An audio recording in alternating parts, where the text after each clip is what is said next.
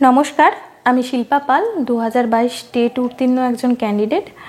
আজকে শিক্ষক দিবস, আর আমরা সেই শিক্ষক বা শিক্ষিকা হওয়ার স্বপ্ন দেখে এতদিন বসে রয়েছি।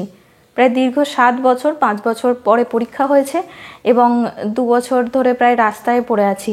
কখনো থানাতে আছি, কখনো দীর্ঘ রাস্তা অতিক্রম করে মিছিলে হাঁটছি, বা কখনো সেই ধর্ণা মঞ্চে গায়েতে নোংরা, শীতে, বর্ষাতে পড়ে রয়েছি। কিন্তু এটাই কি আমাদের যোগ্য স্থান? শিক্ষিত হয়ে পাশ করে এটাই কি আমাদের যোগ্য স্থান হওয়া উচিত ছিল? আজকে শিক্ষক দিবসের দিন আমাদের কোথায় থাকা দরকার ছিল?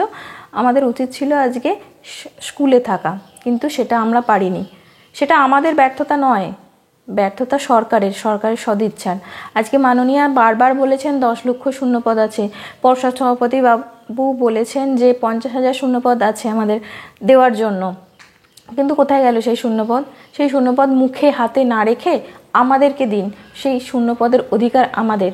তাই জন্য বলবো 50,000 ভ্যাকেন্সিতে 2022 টেট পাস যতজন আছে সকলকে অবিলম্বে ইন্টারভিউ নোটিশ দিন এবং নিয়োগ করুন।